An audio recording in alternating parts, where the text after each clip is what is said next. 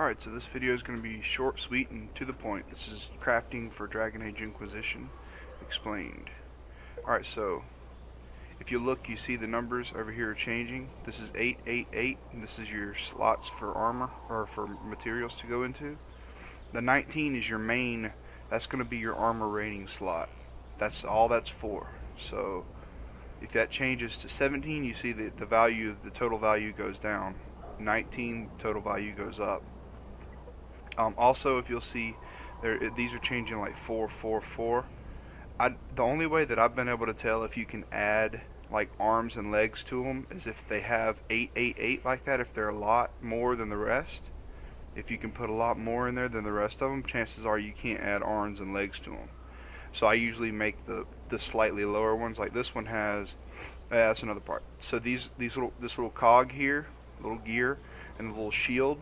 This is a utility slot, and this is a defensive slot. That means that on the material you will be able to use. See, this one has a utility and 2 defensive slots.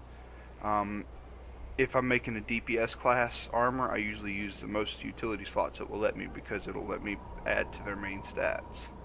Anyway, let's go into one of these. So I'm going to craft the Battle Master. Now, on this one, this is just the armor rating. So this one gives you 203 armor rating. So I'm going to use that. This one will give you 174. It's a tier 1 common metal. This one's a tier 2 common metal. And that's the only stat that it contributes. All these others down here, the constitution, this is utility. If it's applied to a utility slot, then this is what it'll be used for. All the rest of the stats don't matter. So primary slot, very high armor rating, and damage fire, but we're not making a staff, so all it is a high armor rating.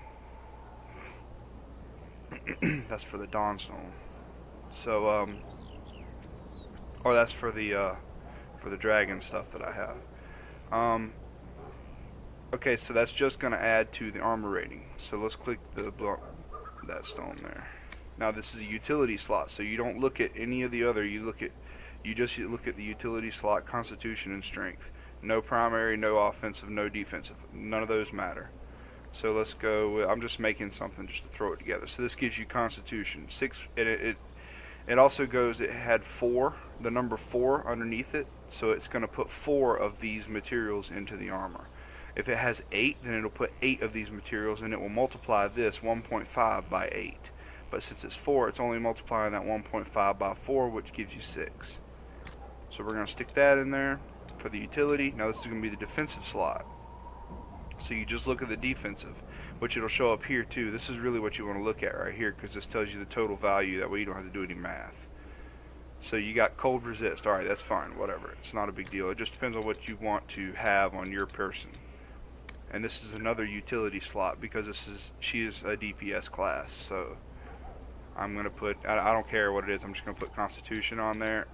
Now Masterworks, these Dragon's Tooth, they have a 40% chance of Masterwork, but that's not really the case here. It's not really a 40% chance. The game has a preset pattern of works and won't work set into it, because I tried saving and reloading and saving and reloading. I did that almost 40 times and got nothing but duds. But as soon as I used like 3 of them in a row without saving and reloading, it worked. So it's just a preset amount of do's and don'ts. So chances are, if you get one that crits, it won't crit again until you use a couple of these guys. And I did a dupe trick to get that many. Don't worry, you can't actually get that many in the game. But anyway, that's how those work. So there you go. That's the video.